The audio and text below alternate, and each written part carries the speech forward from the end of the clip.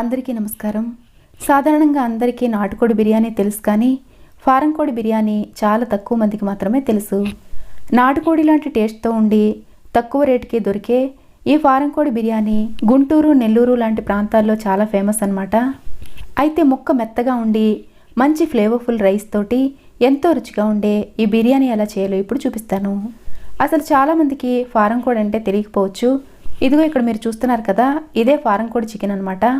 Form కోడి అంటే మనం చికెన్ షాప్లో నుండి గుడ్లు తెచ్చుకుంటాం కదా, ఆ గుడ్లు పెట్టే కోడినే ఫారం కోడి అంటారు. ఇంకా తెలంగాణ ప్రాంతంలో అయితే జుట్టు కోడి అని కూడా అంటారు. ఇక్కడ నేను కిలో ఫారం కోడి చికెన్ని తీసుకుంటున్నాను. సాధారణంగా ఈ కోడిలో గుడ్లు కూడా ఉంటాయి. అయితే ఈ గుడ్లు చికెన్తో కలపకుండా సపరేట్గా ఇస్తారు. అయితే వీటిని కూరతో పాటు మొదటి నుంచి వండినట్లయితే ఇవి ఇందులో చితికిపోయే అవకాశం ఉంటుంది. కాబట్టి వీటిని సపరేట్గా గిన్నెలో పెట్టుకుని బిర్యానీ చివరిలో యాడ్ చేసుకోవాలి. ఇప్పుడు ఈ లివర్ని, గుడ్లని పక్కన పెట్టుకొని శుభ్రంగా కడిగి క్లీన్ చేసుకున్న ఈ చికెన్లో 1 స్పూను ఉప్పు, 1 టేబుల్ స్పూన్ కారం, 1/2 స్పూను పసుపు వేసి ఇదంతా ముక్కలకి పట్టేలా ఒకసారి బాగా కలపాలి. ఈ చికెన్లో ఎలా అయితే ఉప్పు కారాలు వేసుకున్నామో అదేవిధంగా ఈ గుడ్లు, లివర్లో కూడా ఉప్పు, కారం, పసుపు వేసి అస్సలు పగిలిపోకుండా మెల్లగా స్పూన్తో కలిపి మూత పెట్టి అరగంట పాటు పక్కన పెట్టుకోవాలి. ఈ గుడ్లు ఏమాత్రం పగిలినా కానీ కూరంతా నీచు వాసన వచ్చే అవకాశం ఉంటుంది. ఇప్పుడు ఈ బిర్యానీ చేయడం కోసం మనం రెగ్యులర్గా అన్నం వండుకోవడానికి వాడుకునే సోనా మసూరి బియ్యాన్ని తీసుకోవాలి. సాధారణంగా ఈ బిర్యానీని ఇలా సోనా మసూరి రైస్తో కానీ లేదా చిట్టి ముత్యాల రైస్తో కానీ చేస్తారు. మీకు కావాలంటే బాస్మతి రైస్ అయినా వేసుకోవచ్చు. అయితే ఇక్కడ నేను కిలో చికెన్కి 600 గ్రాముల బియ్యాన్ని తీసుకుంటున్నాను. అంటే ఇవి కొలిచి చూసినప్పుడు 3 గ్లాసుల వరకు బియ్యం అయ్యాయి. సాధారణంగా చాలామంది ఈక్వల్ క్వాంటిటీలో బియ్యాన్ని, చికెన్ని తీసుకుంటారు. కానీ మనం బిర్యానీ తినేటప్పుడు ముద్దకి ముక్క తగలాలంటే ఇలా బియ్యం కంటే కూడా చికెన్ క్వాంటిటీ ఎక్కువ ఉండేలా చూసుకోవాలి. వీటిని శుభ్రంగా కడిగి నీళ్ళన్నీ తీసేసి మళ్ళీ నీళ్లు పోసి అరగంట పాటు నానబెట్టుకోవాలి. తర్వాత మిగతా ప్రాసెస్ చేసుకోవడం కోసం స్టవ్ మీద కుక్కర్ పెట్టుకుని 120 గ్రాముల వరకు నూనె వేసుకోవాలి. ఇది దాదాపు అరకప్పు వరకు ఉంటుంది. నూనె కాగిన తర్వాత 3 మీడియం సైజు ఉల్లిపాయల్ని సన్నగా పొడవుగా ఒకే సైజులో కట్ చేసిన ముక్కలు వేసి మంట మీడియం ఫ్లేమ్ నుండి హై ఫ్లేమ్లోకి అడ్జస్ట్ చేసుకుంటూ మంచి గోల్డెన్ కలర్లోకి వచ్చే వరకు కలుపుతూ వేయించుకోవాలి. అయితే ఈ ఫారం కోడి చికెన్ నాటుకోడి లాగానే కొంచెం గట్టిగా ఉండి ఉడకడానికి ఎక్కువ టైం పడుతుంది. కాబట్టి ఇలా కుక్కర్ని వాడుకోవాలి. ఉల్లిపాయలు ఇలా గోల్డెన్ కలర్లోకి వేగిన తర్వాత సగం ఇందులోనే ఉంచుకొని మిగతా సగం రైస్ ప్రిపేర్ చేసుకోవడం కోసం పక్కన పెట్టుకోవాలి. అయితే ఈ ఉల్లిపాయలు ఏమాత్రం మాడినా కానీ బిర్యానీ చేదొచ్చే అవకాశం ఉంటుంది. కాబట్టి అవసరమైతే స్టవ్ ఆఫ్ చేసుకొని ఈ ప్రాసెస్ చేసుకోవాలి. ఇలా సగం క్వాంటిటీలో ఉల్లిపాయలని పక్కన పెట్టుకున్న తర్వాత ఇప్పుడు మళ్ళీ స్టవ్ ఆన్ చేసుకొని ఇందులో మిగతా ఇంగ్రీడియంట్స్ యాడ్ చేసుకోవాలి. ఇందులో 2 టేబుల్ స్పూన్ల వరకు అల్లం వెల్లుల్లి పేస్టు, 2 టేబుల్ స్పూన్ల వరకు పచ్చిమిర్చీలను కచ్చాపచ్చాగా దంచిన పేస్ట్ వేసి ఇందులో ఉండే పచ్చితనం పోయే వరకు 2-3 నిమిషాల పాటు కలుపుతూ వేయించిన తర్వాత గుప్పెడు సన్నగా తరిగిన పుదీనా, కొత్తిమీర కూడా వేసుకొని ఇదంతా మరొక నిమిషం పాటు వేయించుకోవాలి.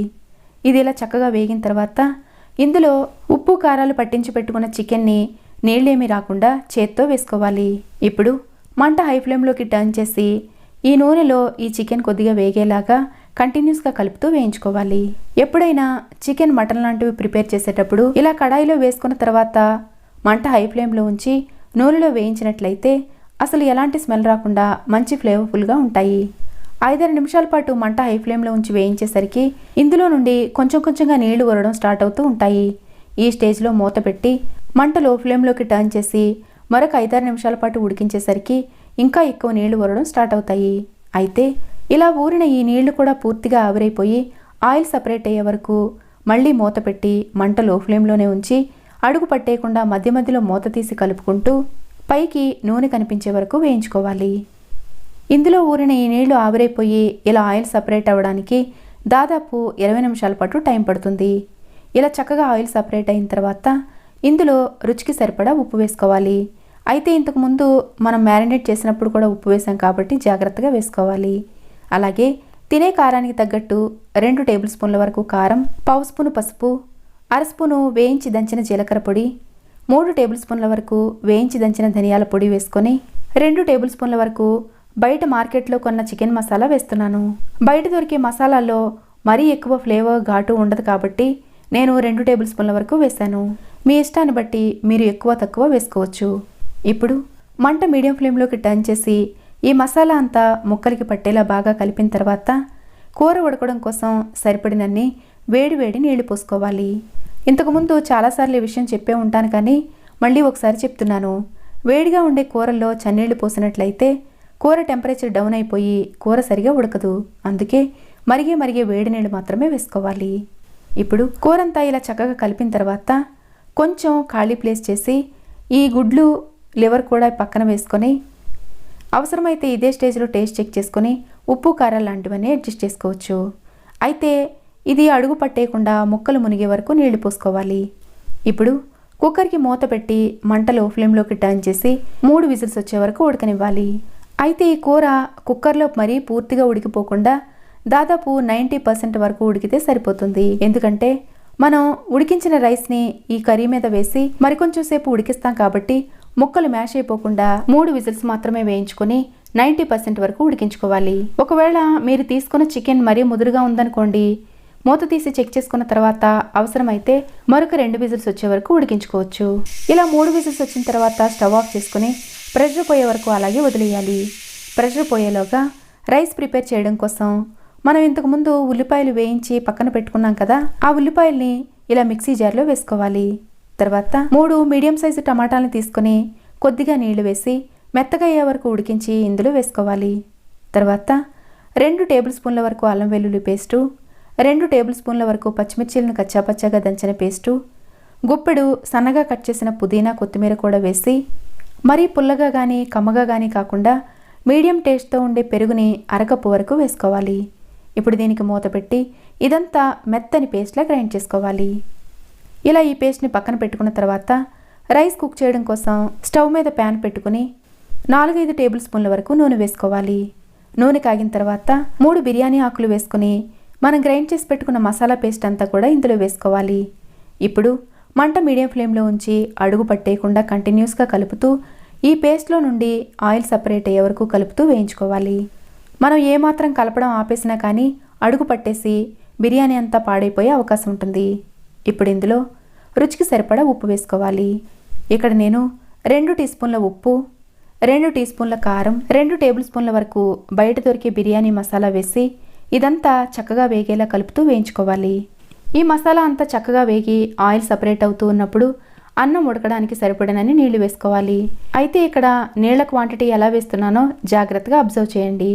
మనం 3 గ్లాసుల బియ్యం తీసుకున్నామని చెప్పాను కదా, 3 గ్లాసుల బియ్యానికి 6 గ్లాసుల నీళ్ళు అయితే పడతాయి. కానీ మనం 1 గ్లాసు నీళ్లు తగ్గించి 5 గ్లాసుల నీళ్లు మాత్రమే వేసుకొని అన్నం 90% వరకు కుక్ అయ్యేలా మాత్రమే చూసుకోవాలి. ఎందుకంటే ఈ అన్నాన్ని కూర మీద లేయర్లా వేసి మళ్ళీ దమ్ పెడతాం కాబట్టి మిగతా 10% అప్పుడు ఉడుకుతుంది. ఇలా నీళ్లు పోసుకున్న తర్వాత అరచక్క నిమ్మరసం కూడా పిండి ఇదంతా చక్కగా కలిపి టేస్ట్ చెక్ చేసుకుని ఉప్పు లాంటివి అడ్జస్ట్ చేసుకోవచ్చు. అయితే కూరలో కూడా ఉప్పు ఉంటుంది కాబట్టి ఇందులో జాగ్రత్తగా వేసుకోవాలి. ఇప్పుడు ఇలా ఎసరు మరగడం స్టార్ట్ అయిన తర్వాత నీళ్లు లేకుండా వడకట్టుకున్న ఈ 3 గ్లాసుల బియ్యాన్ని ఇందులో వేసుకోవాలి. ఇప్పుడు ఒకసారి చక్కగా కలిపి మంట మీడియం ఫ్లేమ్లోకి టర్న్ చేసి అన్నాన్ని చక్కగా ఉడకనివ్వాలి. అయితే ఇందులో ఉండే మసాలా వల్ల ఇది అడుగు పట్టే అవకాశం ఉంటుంది కాబట్టి ఇలా అన్నం ఉడకడం స్టార్ట్ అయిన తర్వాత అట్లకాడతో అడుగు నుండి గీకుతూ కలపాలి. ఇప్పుడు ఇలా ఉడకడం స్టార్ట్ అయిన ఈ అన్నం మీద మూత పెట్టి మంట లో ఫ్లేమ్లోకి టర్న్ చేసి నెమ్మదిగా ఉడకనివ్వాలి. ఇలా దాదాపు పావు గంట నుండి 20 నిమిషాల పాటు లో ఫ్లేమ్లో ఉడికించేసరికి అన్నం ఇలా 90% వరకు ఉడికి ఉంటుంది.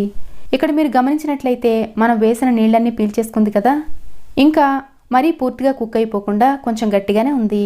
మనం ఈ అన్నాన్ని కూర మీద లేయర్లా వేసి ఉడికిస్తాం కాబట్టి ఇలా 90% వరకు ఉడికించాము. ఒకవేళ మీరు కూర విడిగా అన్నం విడిగా వండుకోవాలనుకున్నట్లయితే ఈ అన్నాన్ని ఉడికించేటప్పుడు నీళ్లు 1 గ్లాసు తగ్గించకుండా పూర్తిగా సరిపడినన్ని వేసుకొని ఇలా అన్నాన్ని సపరేట్గా కుక్ చేసుకోవచ్చు. ఇప్పుడు ఇలా ఉడికిన ఈ అన్నాన్ని స్టవ్ ఆఫ్ చేసుకుని పక్కన పెట్టుకున్న తర్వాత పక్కనే కుక్కర్లో స్టవ్ ఆఫ్ చేసుకున్నాం కదా, ఇది ఎంతవరకు వచ్చిందో చూసుకోవాలి. ఈ చికెన్ కూడా మరీ ఓవర్గా కుక్ అయిపోకుండా 90% వరకు కుక్ అయి ఉంది. ఇక్కడ మీరు గమనించినట్లయితే గ్రేవీ కూడా దాదాపు 1 గ్లాసు వరకు ఉంటుంది. అంటే మనం అన్నం ఉడికించేటప్పుడు 1 గ్లాసు నీళ్లు తగ్గించాం కదా, 1 గ్లాసు నీళ్లకు సరిపడినంత గ్రేవీ ఇక్కడ ఉందన్నమాట. అందుకే మనం 90% ఉడికించిన అన్నాన్ని దీని మీద వేసినట్లయితే ఈ గ్రేవీలో ఉండే తేమకి అన్నం పూర్తిగా కుక్ అవుతుంది. అలాగే ఈ చికెన్ కూడా పూర్తిగా కుక్ అవుతుంది. ఇప్పుడు మనం 90% కుక్ చేసుకున్న ఈ అన్నాన్ని దీని మీద లేయర్లా వేసుకోవాలి. ఇంతకు ముందు చెప్పినట్టు ఇలా లేయర్లో వేసుకోవడం ఎందుకు, విడివిడిగానే వండుకోవచ్చు కదా అనుకునేవాళ్ళు అలా విడివిడిగానే వండుకోవచ్చు. కానీ చికెన్ మీద ఇలా అన్నం వేసి వండేసరికి చికెన్కు ఉండే ఫ్లేవర్ అంతా కూడా అన్నానికి పట్టుకొని మంచి ఫ్లేవర్ఫుల్గా ఉంటుంది. ఇప్పుడు అన్నం అంతా చక్కగా సర్దుకున్న తర్వాత ఫ్లేవర్ కోసం 2-3 స్పూన్ల వరకు పైన నెయ్యి వేసి దీనికి మూత పెట్టి విజిల్ తీసేసి మంట లో ఫ్లేమ్లోకి టర్న్ చేసి 5 నుండి 7 నిమిషాల పాటు దమ్ పెట్టుకోవాలి. అయితే ఇలా దమ్ పెట్టేటప్పుడు ఈ కుక్కర్కి మంట అన్ని వైపులా తగిలేలా ఇలా కొంచెం అటు ఇటు జరుపుతూ ఉండాలి. ఇక్కడ మీరు గమనించినట్లయితే పైన ఆవిరి ఎలా వస్తుందో చూడొచ్చు. 5 నుండి 7 నిమిషాల పాటు దమ్ పెట్టిన తర్వాత ఆవిరి రావడం కూడా కొంచెం తగ్గుతూ ఉంటుంది. అప్పుడు స్టవ్ ఆఫ్ చేసి వెంటనే మూత తీసేయకుండా 10 నిమిషాల పాటు అలాగే వదిలేసి అన్నం చక్కగా సెట్ అయిన తర్వాత అప్పుడు వేడివేడిగా సర్వ్ చేసుకోవడమే. ఈ రెసిపీ ట్రై చేయాలనుకునే వాళ్ళు వీడియో ఎక్కడ స్కిప్ చేయకుండా జాగ్రత్తగా 1-2 సార్లు చూసి చెప్పిన టిప్స్ అన్ని ఫాలో అవుతూ ట్రై చేసినట్లయితే పర్ఫెక్ట్ బిర్యానీని ఎంజాయ్ చేయొచ్చు. అలాగే ఇక్కడ ఉప్పు, కారం, మసాలాలు, నూనె ఇలాంటివన్నీ కూడా మా ఇంట్లో నేను వేసుకునే విధంగా వేశాను. మీరు మీ ఇంట్లో వాడుకునే పద్ధతిని బట్టి ఎక్కువ తక్కువ వేసుకోవచ్చు. చికెన్ మాత్రమే కాకుండా రైస్ కూడా మంచి ఫ్లేవర్ఫుల్గా చాలా టేస్టీగా ఉండే ఈ బిర్యానీ మీకు నచ్చినట్లయితే లైక్ చేయడం మర్చిపోకండి. Thanks for watching.